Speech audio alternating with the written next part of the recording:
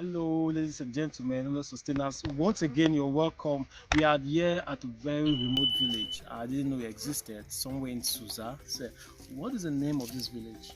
This village is called Bessounkang. Bessounkang. Somewhere in Suza. It's been an amazing journey. It took us about an hour or two to get here, and it's quite amazing what we are seeing. It's really mind blowing.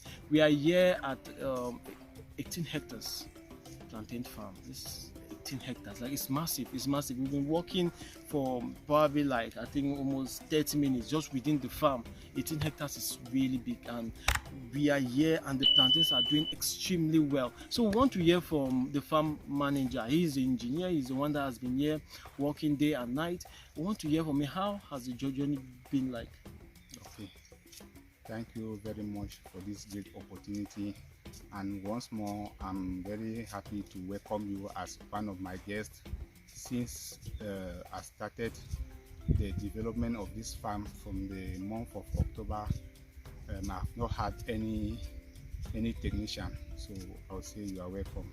Thank you. So it has not been an easy task, to put down a virgin forest to this level. So, but you have to be creative.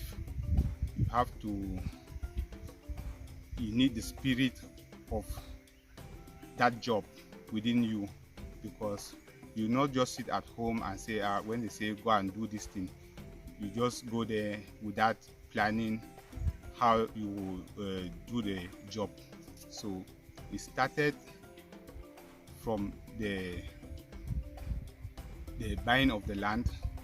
After we must have bought the land with my boss. My boss is not here. I'm just doing an assistant, though I'm the manager.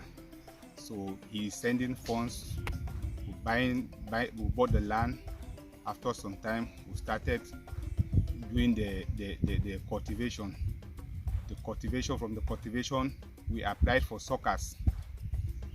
plantain suckers.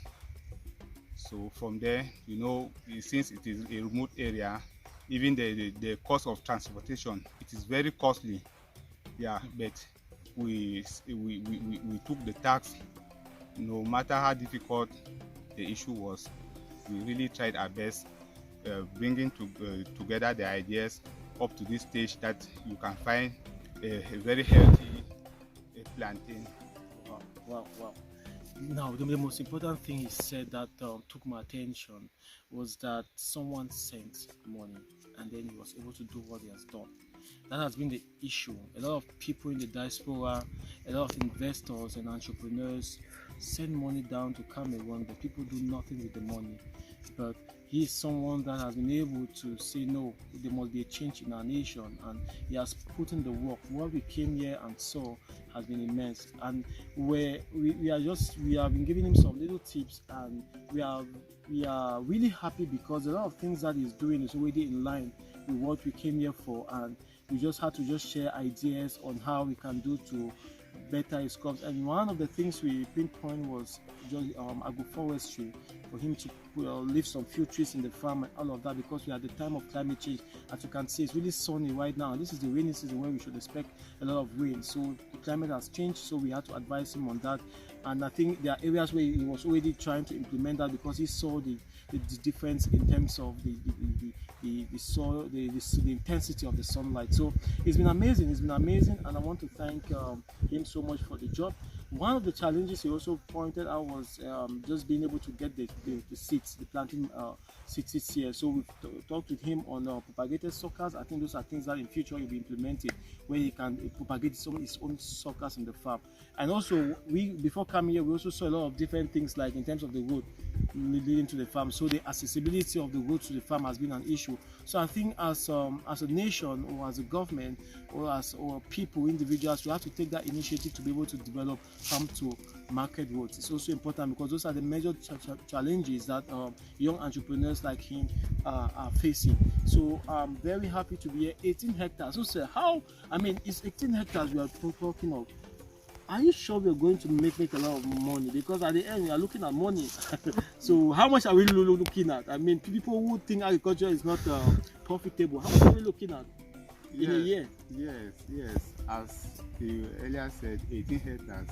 with this number of hectares, we are planting about let me say approximately 1,500 plantain suckers in 1 hectare. Wow. So and with the cost of 1 plantain, we are working on 2,000 francs at least. Yes. So when you add it, we are sure to have for this 18 hectares of land, we are sure to have not less than 25,000 stems of plantain. Yes. So when you total that money, it's a huge sum of money. Though the expenditure we are carrying on is not less than 22 million francs, but within the period of 2 years, we are sure to make at least 75 million. Wow. Wow, that's money, 75 million. I say Cameroonians are not millionaires. I mean, making 75 millions in 2 years is a lot of money. It's a lot of money.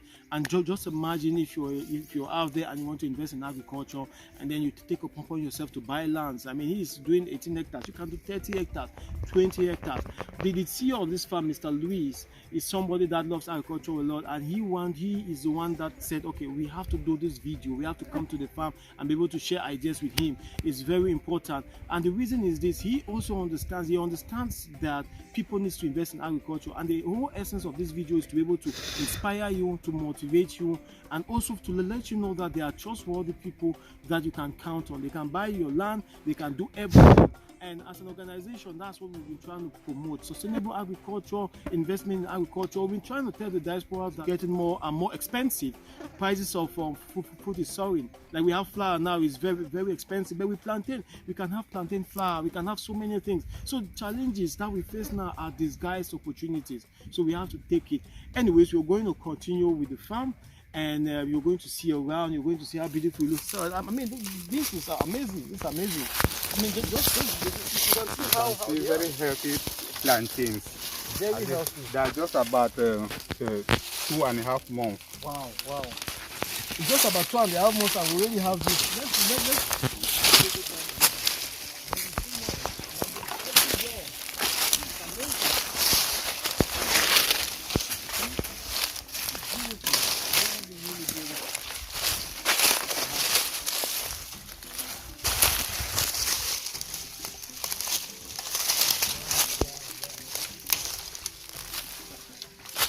wow, this is amazing. See?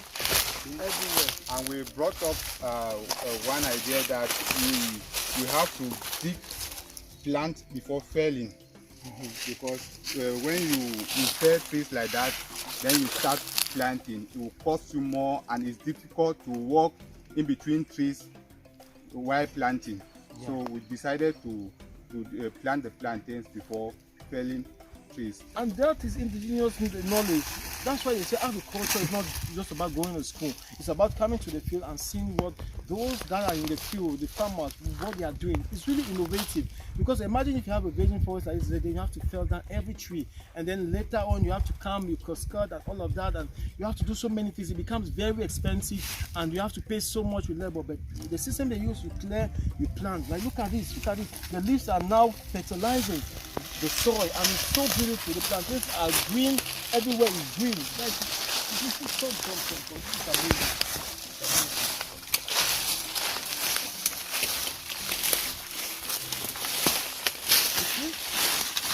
You see now, these leaves are going to do what? They're going to get decomposed. Yeah. They're going to get decomposed. So we don't need fertilizer or anything, because with these leaves now, it's ingenious. Look at. It get decomposed, and then it's going to fertilize your plant. So this is indigenous knowledge. These are things that we must engage into. So sir, we are very happy to be here. I think you said you want to show us another place down there, and then where the plantains are already up to this height. I'm telling you, it's great. It's great. So we're going to go there, and then he's going to tell us something really nice. So don't stop watching this video. This is egusi.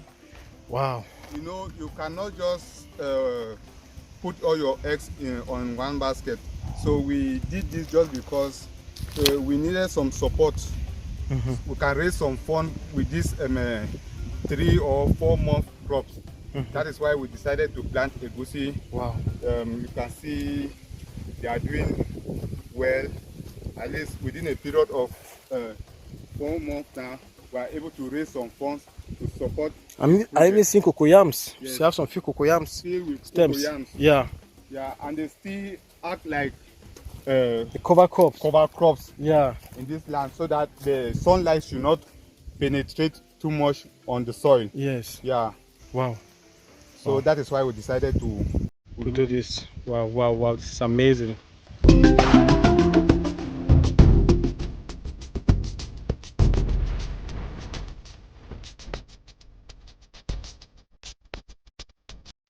You have to keep watching because we had a surprise for you. The area where you found us, that's about 2 months old plantain. But here we have about 3 months, I think. 3 months old. Yes, 3 months. See how beautiful it looks. See how beautiful it looks. So there was a fire incident here, and when he came, he saw the incident, and it was a really sad thing. You know, one of the challenges that people face in agriculture are disasters. So you must have a mitigation strategy, and that was exactly what he did. When he came here, he found out there was a fire incident, but he didn't give up. He had to see how to mitigate it, and as you can see, some of these plantains survived. Like this one is for you find it survived, but over there it did not survive. But if you go inside now, you still find plantains inside, because he didn't give up. He was there to work day and night and was able to remedy the situation. So before we go, I want to ask you, what has been the challenges so far, apart from, I mean, just generally, what has been your major challenge? Yes, like you said, the first challenge we had here was like the fire disaster. Then we have some other challenges like insects. They look at the plantain, the insects are eating up their leaves. So, but I told my boss, Mr. Luis, he shouldn't give up. He should continue to provide us with some pesticides that we should be using in controlling the effect of the insects. So at least he's doing his best to see that the plantains are in good condition. Okay, like you said, he has the issue of pests, and particularly insects. As you can see, they are feeding on the leaves. Yeah, so I think we as the experts that are here will be able to give him an advice and remedy on how to go about it. I think that's one of the importance of just being able to visit farms like this and just share ideas. And also, I want to also ask you, what is your message to other people, young people out there who think agriculture is not profitable? What is your message to them, and to also diaspora, those who think that they have been wasting money in Cameroon and all of that? What is your advice and message to them? Yes, I really have much to say because agriculture, as you can see, is a very good thing. This is somebody who is overseas. His working money, as I earlier called his name is Luis. He decided to do something on agriculture, no matter what he is passing through. As far he learned a lot of knowledge from different things, but he decided to put his money in agriculture. So I'm really encouraging most of our youth who are out there that no matter the position or whatever thing they are doing, they should really go back and invest on agriculture, because it's really a good thing. This plantain like this, as you see, before the month of March next year, and you must harvest it, which it is just a 1 year cropping. Yeah. You have your money, but you have things that you invest on it, it will take longer years. So it's very, very encouraging to do your plantain farming. Wow, wow. It's encouraging to do your plantain farming, and want to thank you so much, sustainers. And behind the camera, we have our very own Ngomo Simon Elambo. He has always been behind the camera, so we have to acknowledge him. I want to thank him so much for doing this. I want to thank everyone that has been following us. I want to thank Mr. Luis for thinking about his nation and just loving his nation, Cameroon, and being able to come back to invest. And he has created a job opportunity for our farm manager to others. He's employing a lot of people, so that people working here, and it's helping so many people. Let's come back home and invest. There's hunger. There's hunger. 20 million people in sub-Saharan Africa sleep hungry every day. You have an opportunity, you have the money to invest. Come back home and invest. The challenges are there, they'll always be there in any field in life, but you have to be able to brave the odds. You have to stand strong, because every day we must eat. Every day we must eat. So thank you so much for seeing us. We love you, and keep watching our video. Thank you.